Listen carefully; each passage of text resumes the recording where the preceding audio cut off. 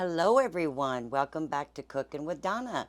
Today I am making up a meatloaf with some gravy. Now I know a lot of you like the ketchup on it. I do too, but we're doing a switch today and everything you will be needing in the description.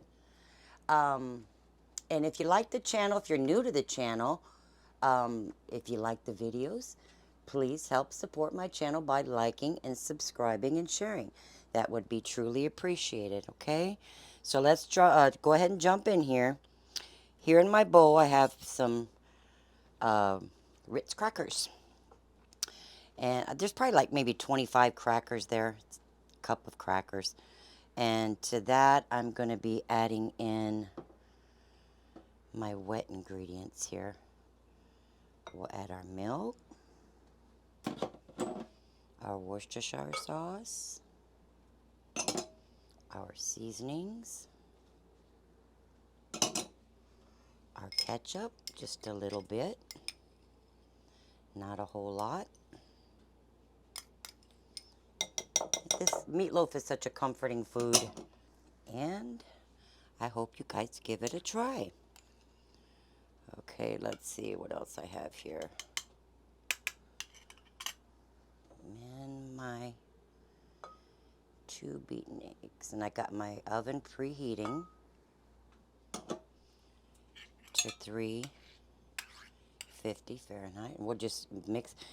Doing it this way, it just helps it mix in the meat better. You have it all here, and this just all goes into the meat. Get that mixed up.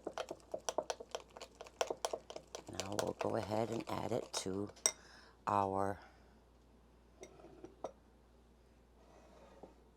2 pounds of ground chuck is what I'm using, 80/20.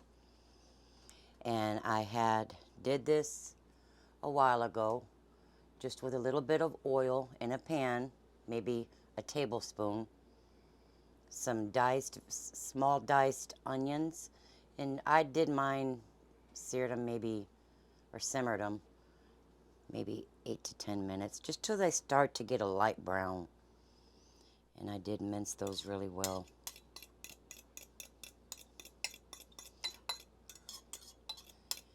And Curtis says he's going to try it. Right, didn't you, Curtis? Oh, yeah. You did. Okay, and all this goes right over. Now, you don't want to overmix your meat mixture here, because you'll end up with a tough meatloaf. So just kind of, but you do want to mix it in well, because if you don't, then it'll be like fall apart. I wanted to say fall aparty. It'll fall apart on you. But I'm just going to get this mixed in, kind of forking it here and there, just getting everything down in there. Now you can go in with your hands, because that's what I'm going to do. Clean hands. Clean hands. And just kind of push it down in there till you see everything's just about mixed. Okay, just in my pan here. Now you can bake it on a baking sheet, whatever you like, but I tried to avoid grease splatters, so I just put it in a little something deeper. So got my meat mixed up. Then you're just going to form this just into a loaf. And I'll continue this. All right. My oven's preheated. I got that formed. Now you can make it however you want. If you'd use a bigger pan or anything like that, of course you'd have a thinner meatloaf and you'd have to adjust your cooking time and stuff. But I just patted out just a big old meatloaf. Okay, you could do it in a loaf pan as well and press it down in that loaf pan. But I like to do them this way, that heat circulates around that meatloaf and browns it. When it's in a loaf pan, it tends not to do as well. So in the oven it goes. It's probably going to cook maybe an hour, 60 to 70 minutes tops. All right? Okay. Okay, now while that meatloaf is in the oven, we're going to get some gravy going. Fast, quick, and easy. I got some butter here. Curtis is going to add that flour in there for me. And we're just going to cook this maybe 2 minutes. Okay? Okay, that's bubbling away. So I'm going to slowly add my stock in, stirring. Now, if you have packaged brown gravy, hey, go for it. But I don't have any, so I'm making some right quick with this. And we'll get the rest added in. Okay. Curtis, you want to dump my stuff in over there? We have some of the browning sauce. Curtis, I need the rest of that out of there. Just put it down in there. There you go. I don't want to come out of there. We want all that. Okay. See how pretty that is? Is that dried to that? There you go. There's some onion powder and some Worcestershire sauce. Now what I'm going to do is kick this up, turn it up, bring it to a boil.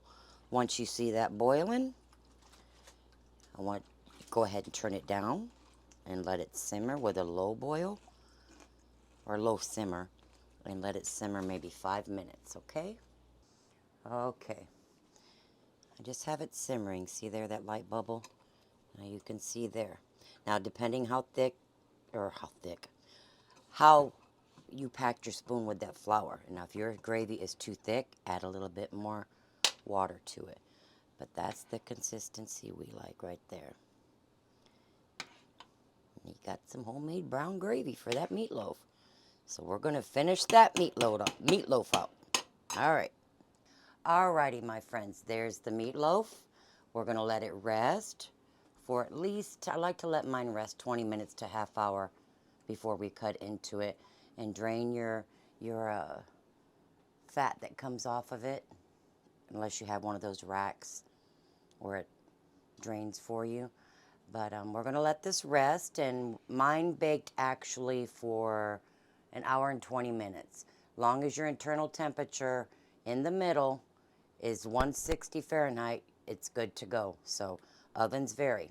I always got to bring that up. So we're going to let it rest, and we're going to get dinner plated up. Alrighty, my friends, there's our meatloaf supper. Don't that look delicious? Some of that gravy. And the gravy I made, well, we started that, I started it, I think 20 minutes before the meatloaf was done. And I just put a lid on it, so remove any kind of skin that forms on it, of course. But there it is. I'm going to get a bite, even though this is the husband's. Look at there, it's nice and moist.